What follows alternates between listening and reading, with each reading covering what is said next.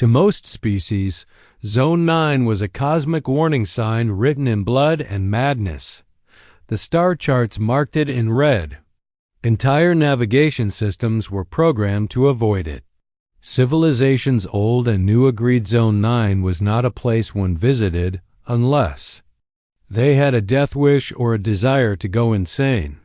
It was the galactic equivalent of staring into a screaming abyss and daring it to blink. Its reputation had been earned over centuries. Long ago, during the Apex Wars, Zone 9 had been the final battlefield, a place where the most devastating weapons were unleashed without restraint. Nanoplague swarms, graviton imploders, quantum destabilizers, and things that defied all categorization had collided there.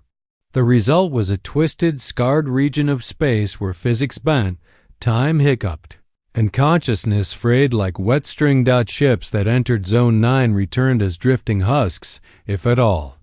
Survivors, few as they were, spoke in riddles, clawed at their own skin, or screamed until their throats bled. So when the Terran Confederacy announced they were building Outpost Valhalla right in the heart of Zone 9, the rest of the galaxy collectively assumed it was either a bluff, a suicide mission, or a miscalculation. It wasn't. The humans built it, staffed it, and then lived there. 4 years. That was why Dravax Cariot, one of the leading minds of the Soren Assembly and a respected xenopsychologist, requested permission to visit the outpost. Not because he was reckless, but because he was curious. No other species had lasted more than 72 hours within Zone 9 without significant mental degradation. And yet the humans were apparently thriving. He boarded the diplomatic courier shuttle with grim determination. His colleagues warned him not to go. One even begged, "You'll lose your mind, Cariot. Come back in a pod if you come back at all." But Dravax needed to know. As the shuttle coasted into the outer perimeter of Zone 9, he felt it, a creeping pressure, a wrongness. His head ached. He could hear static in his thoughts like whispers on an old comm channel. Even the stars outside the window seemed to twitch, to bleed, to watch. The pilot, a human named Ensign Rory Dell, whistled a tune as they descended. He was chewing gum, watching a sitcom on a screen, acting as if they weren't about to land.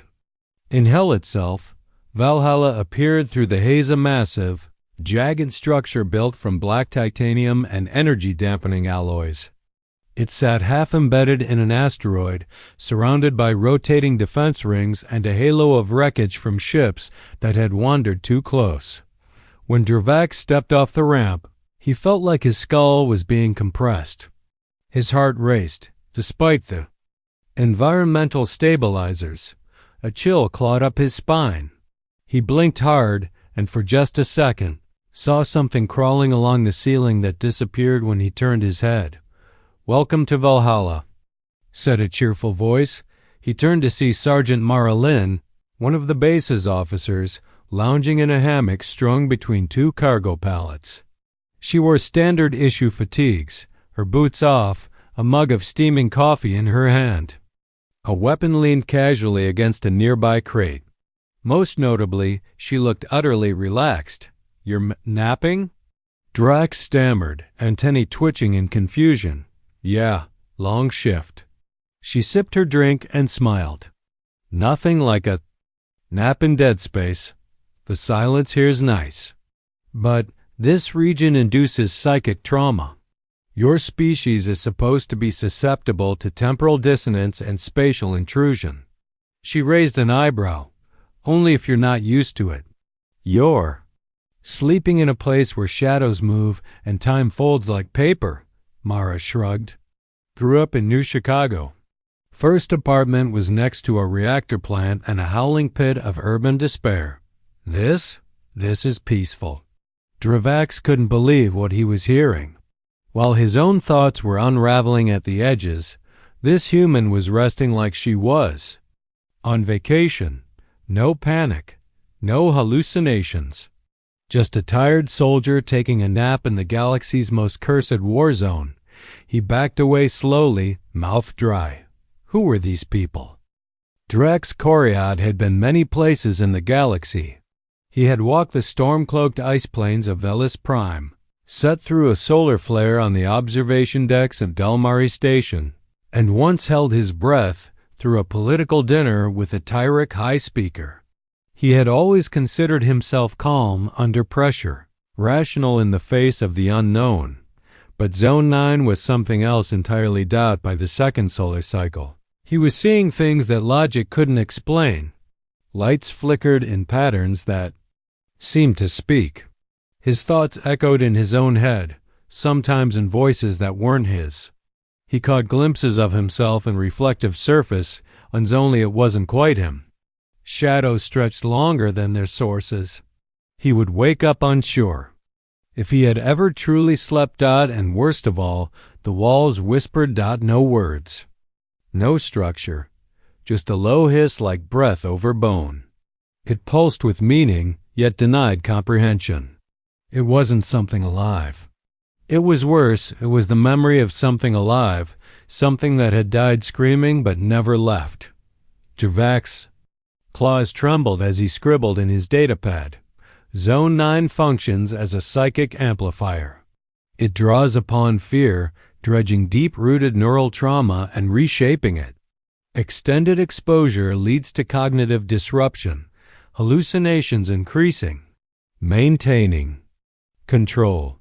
For now, he closed the datapad with a shaking sigh and wandered to the communal lounge of Outpost Valhalla, expecting, perhaps hoping to find the human personnel equally disturbed. Instead, he found a card game. 4 soldiers sat around a crate, shuffling battered decks, arguing over whether a face-down queen should be burned or doubled. The room flickered with red emergency lights and background radiation alarms. But they were laughing. Sergeant Maralyn sat with one leg slung lazily over the arm of her chair, chewing on a protein bar. She waved him over without looking up. You? Look like hell, Doc. Sit down before you start levitating. Dravak blinked, unsure how to respond. You're not affected? Not even disturbed? Lynn shrugged. Zone 9's weird. But you get used to the groaning wrecks and the static voices. She slapped a card down and groaned. Damn, a void. Queen, I'm out. Dravak shook his head. This place should break your minds. It has broken minds, brilliant ones. I'm hearing things, seeing impossible geometries. Feeling the air breathe, Lynn chuckled. Yeah, that happened. To me, week 1. The breathing thing is new, though. She leaned forward. You know what I figured out, Doc? Zone 9's like a haunted house. It only gets to you if you believe it's real. He stiffened. It is real. Sure, she nodded. But so's Earth. We've had hurricanes, fire tornadoes, brain-eating amoebas, and one time, a goose stole my brother's prosthetic leg. You either adapt or end up on YouTube. The other humans laughed. Dravak sat down numbly. How can you joke like this? He asked. How can you act so calm when the air tastes like fear? Private El Amin, a quiet man with cybernetic eyes, leaned over and said, We're human, Doc. Chaos is just background noise. We're not brave. We're just conditioned. Another soldier nodded. My grandma used to sleep through artillery tests. Real old-school Earth stuff.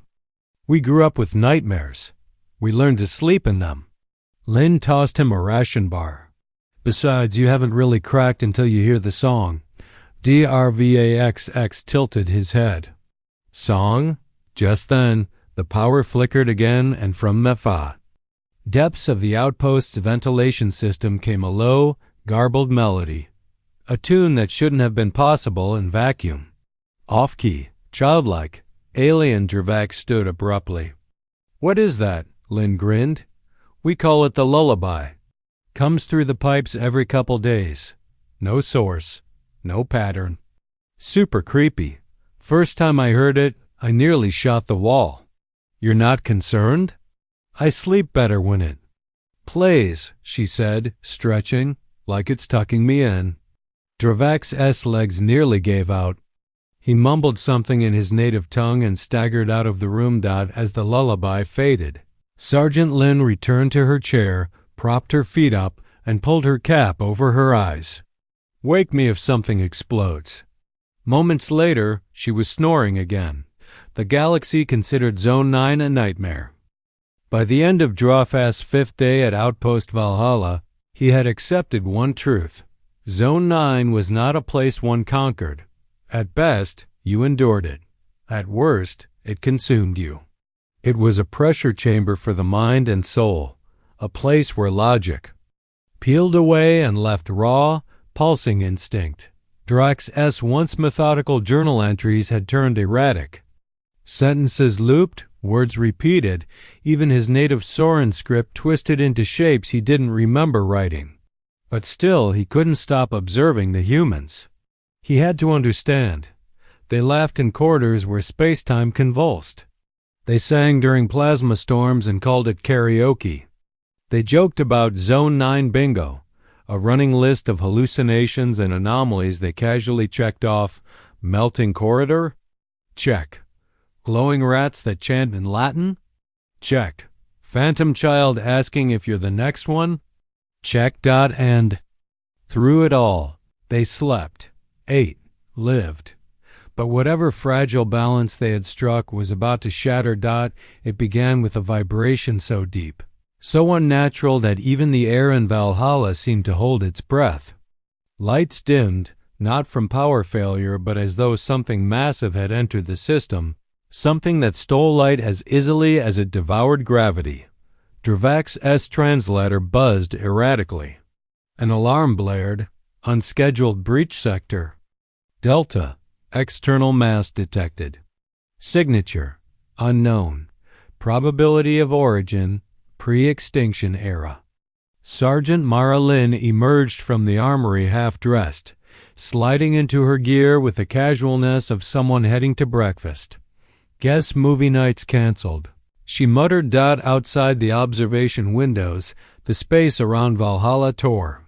Open not through conventional means, but more like reality being peeled back. And from that wound in existence, a Zeridian dreadship crawled into view. No one had seen one in centuries. Corrupted by ancient nanoplague, the dreadship was no longer a vessel. It was something else, a living cathedral of bone metal, tentacled. Antennas writhing like serpents, hull studded with remains of conquered fleets. It moved with impossible silence, as if its presence alone denied sound. On the observation deck, Dravak dropped to his knees. That ship. It destroyed the moon of Daros. It slaughtered the Ark clans. The psychic fallout from its wake crippled 12 systems. How was it even here? Behind him, Lin yawned and glanced at the screen. Ooh, not that thing again. You've seen it before? Dravak gasped. Not exactly, but we've seen similar. Zone 9 tends to dig up the galaxy's worst leftovers and throw him our way. She tapped a console. Hey, Command? I'm taking this one. Keep the coffee warm. The dreadship began emitting a shriek not audible, but deep in the minds of every conscious being nearby. Dravak screamed. The sound scraped his thoughts raw, turned memories to static. His vision swam. For a moment, he wasn't sure if he was himself anymore, and then came the voice. This domain is ours. Surrender and be transformed. Every Xenofleet in the region began immediate withdrawal. Broadcasts from allied vessels begged for assistance, pleaded for rescue. One cruiser ejected its core and self-destructed before the dreadship even approached. The fear was absolute. All except within Outpost Valhalla. Mara Lin stood alone in the docking bay, cradling a Mark 9 heavy plasma cannon that had seen better days. Her hair was tied back. Her helmet dangled from her side.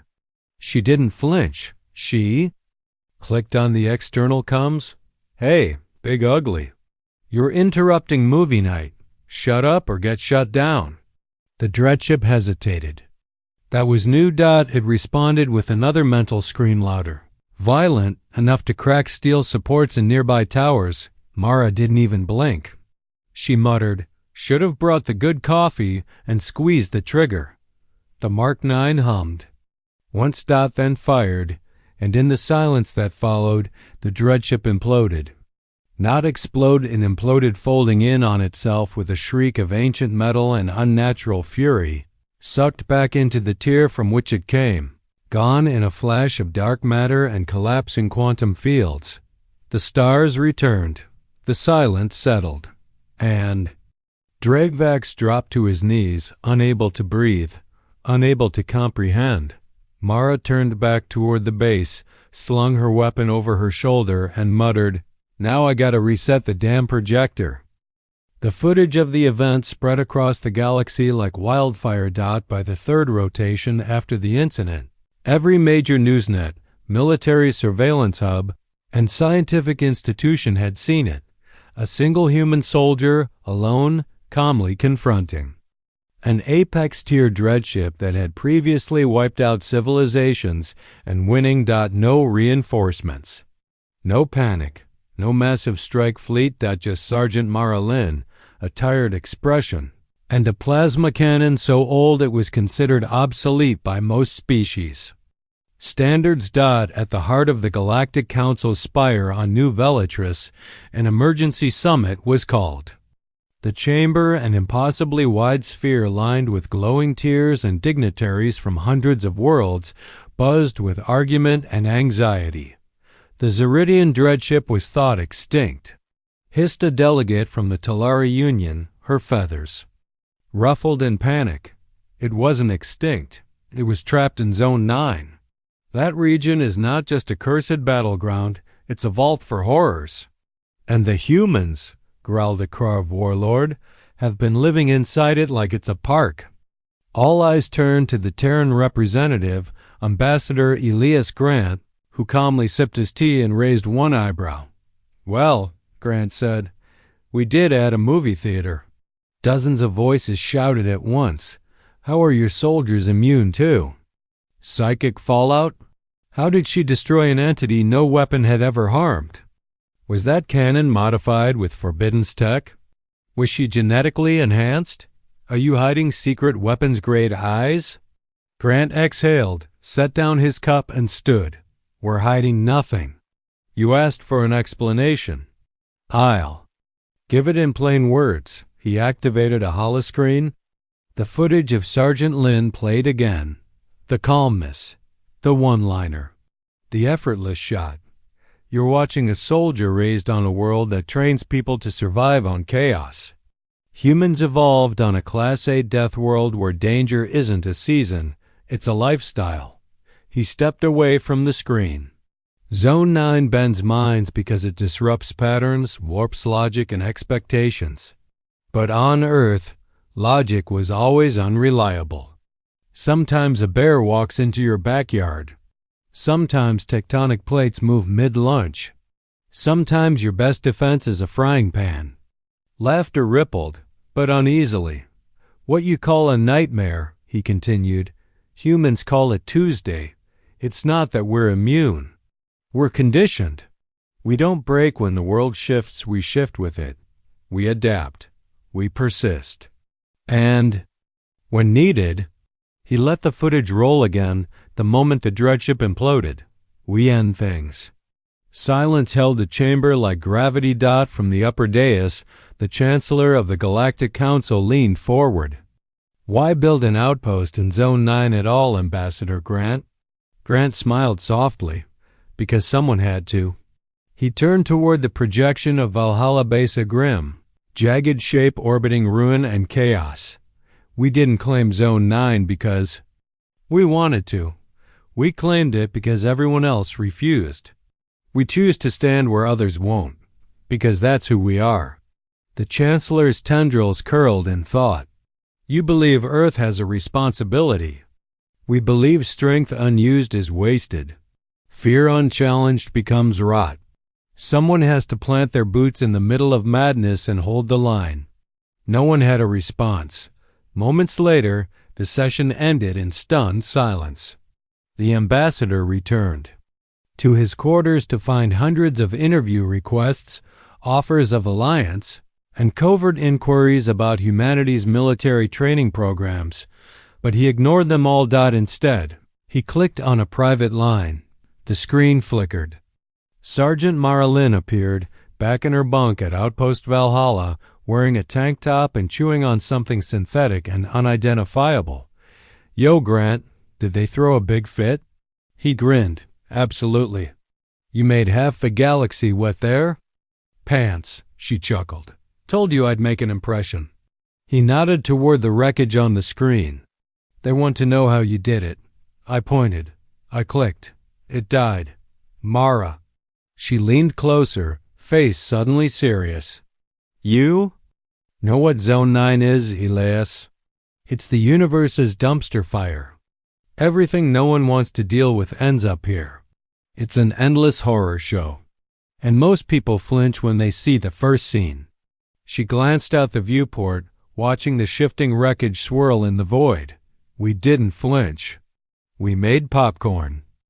Long after the Dreadship's implosion, long after the shock faded from galactic news feeds, Outpost Valhalla remained where it had always been, on the edge of reality, deep in the madness of Zone 9.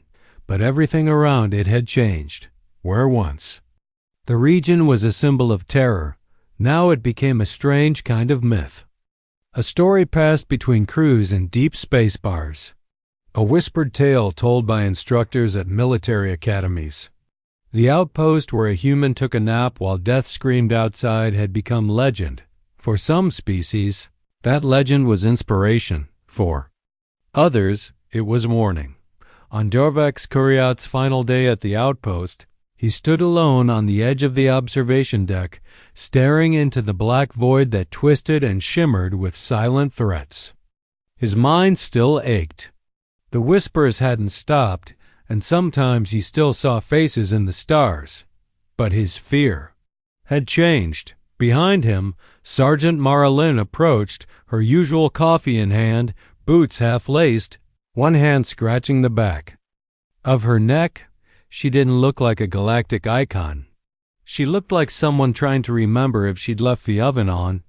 "You heading out?" she asked casually. Drovax nodded. "Yes, I've seen enough." She gave him a sideways glance. "You sure? You're walking out of the most exclusive real estate in the galaxy." "I've already begun hallucinating messages from my grandfather's teeth." "Fair." They stood in silence a moment longer. Then Drovax said quietly, "I believed. That horror, true horror, had a shape, a form, that it pressed in from the outside, and all one could do was resist until they broke. But you're kind, you don't resist it."